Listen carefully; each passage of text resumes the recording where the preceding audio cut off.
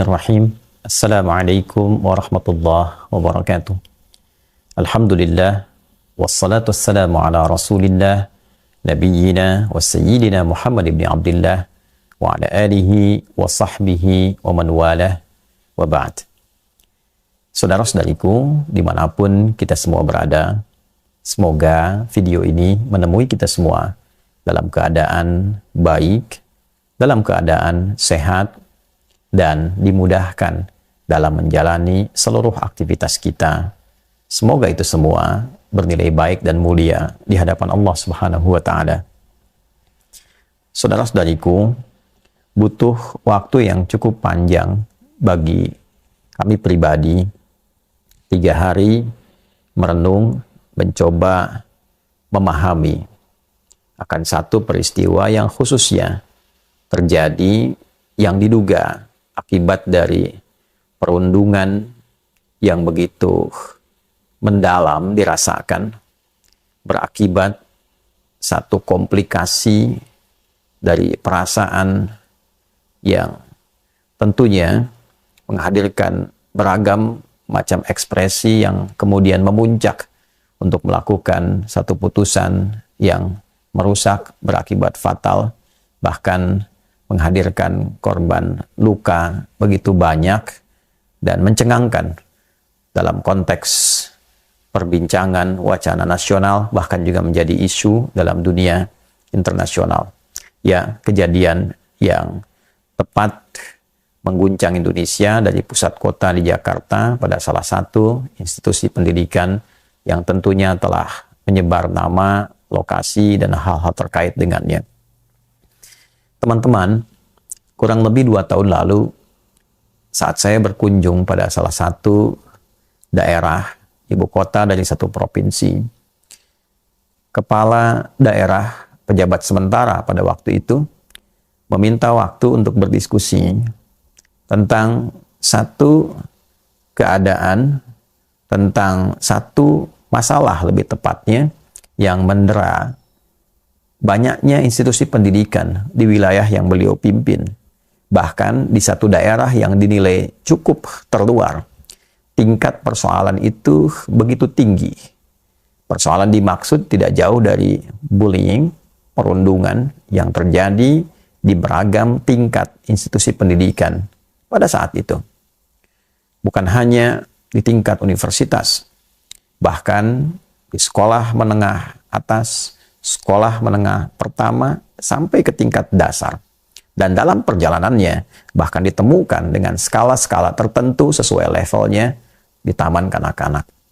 Begitu memprihatinkan, begitu miris, begitu sakit dan sedih kita mendengar dampak dari kasus perundungan ini sampai-sampai harus mengakibatkan adanya korban jiwa yang melompat mengakhiri hidup, yang bertengkar kehilangan nyawa dengan senjata tajam dan sebagainya.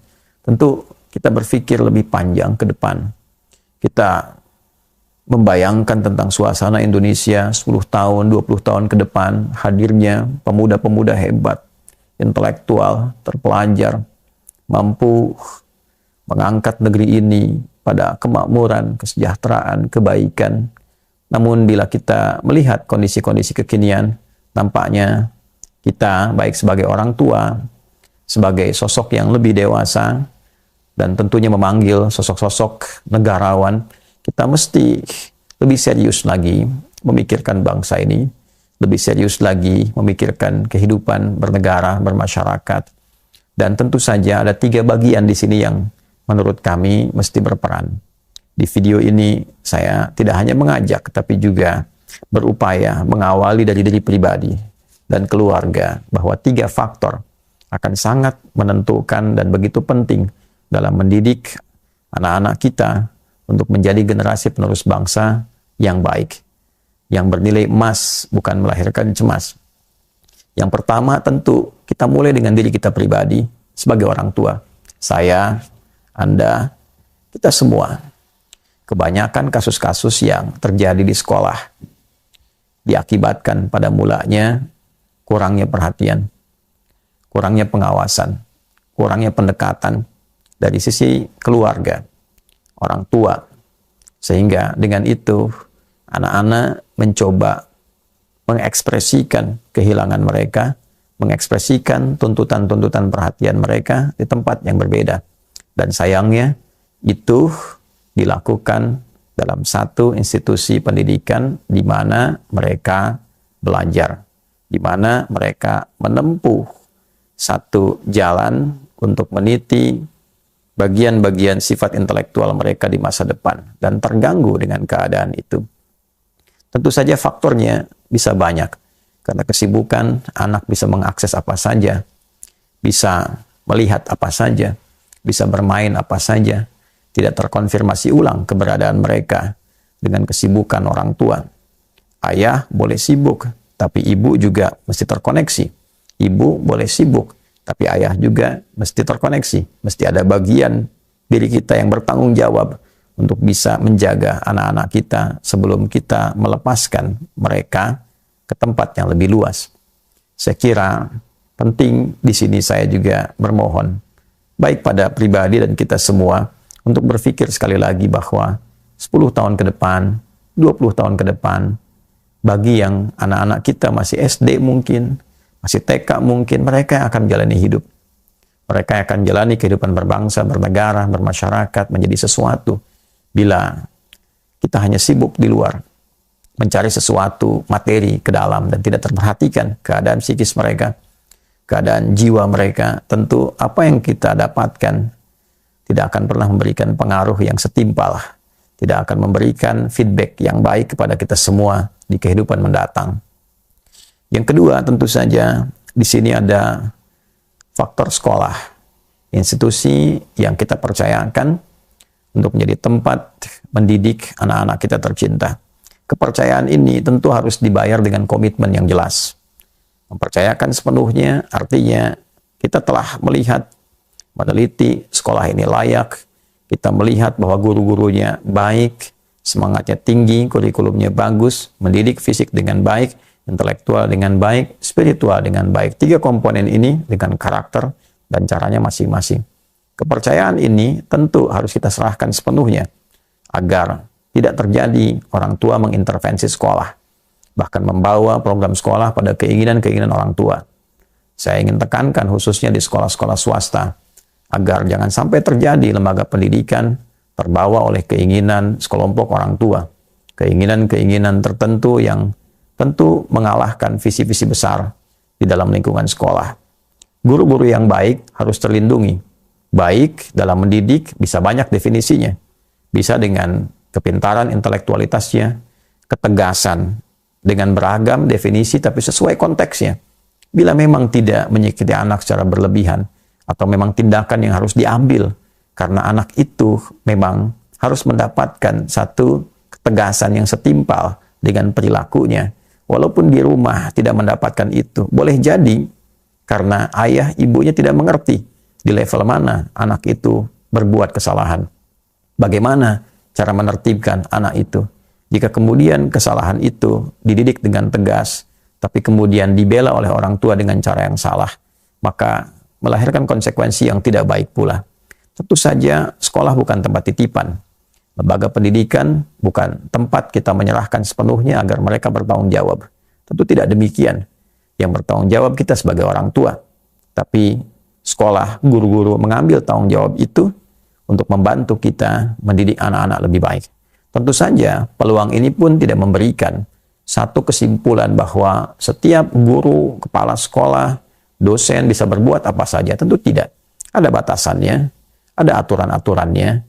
Namun demikian yang saya maksudkan adalah kerjasama kolektif dengan satu visi. Visi yang jelas bahwa anak-anak ini mesti baik, sehat secara fisik, pintar secara intelektual, dan baik secara moral, kuat secara spiritual. 3 inilah yang dapat sekiranya mendidik seseorang jadi manusia seutuhnya.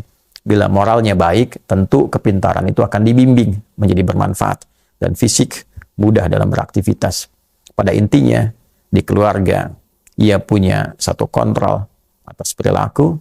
Di dalam sekolah, sekolah juga punya sistem yang mengontrol anak dalam keadaan yang baik, dan tentu 2 ini harus saling beriringan. Apa yang didapatkan di sekolah, dicek kembali di rumah. Kami mengalami masa-masa itu. Kita saat kecil pulang dari sekolah, ibu bertanya kembali. Ayah semasa hidupnya juga mengecek kembali, memantau, melihat. Bila kami pulang dalam keadaan kesal, ibu memeluk dengan penuh kasih sayang, menenangkan, mengembalikan emosi dalam keadaan semula. Pun demikian memastikan apa yang akan dipelajari besok sudah siap, malam disiapkan, TV pada maghrib dimatikan, untuk mengaji, untuk mempersiapkan besok PR-PR dikerjakan, sehingga kontrol di rumah senafas dengan program yang berlangsung di sekolah. Demikian sebaliknya. Nah, saya kira hal-hal semacam ini penting dibangun kesadaran bagi kita semua. Setidaknya kita berpikir untuk diri kita dulu bahwa ini akan meneruskan perjuangan kita ke depan. Mereka akan mengalami kehidupan di masa datang dengan lebih serius, lebih nyata. Yang ketiga, tentu elemen pemerintah. Dalam hal ini, kementerian terkait, dalam hal ini institusi terkait, baik dari pusat sampai dengan ke daerah.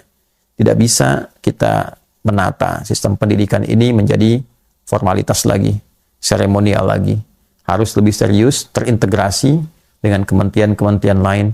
Bila memang ada tayangan-tayangan yang tidak pantas, saya kira Komdigi harus lebih tegas lagi.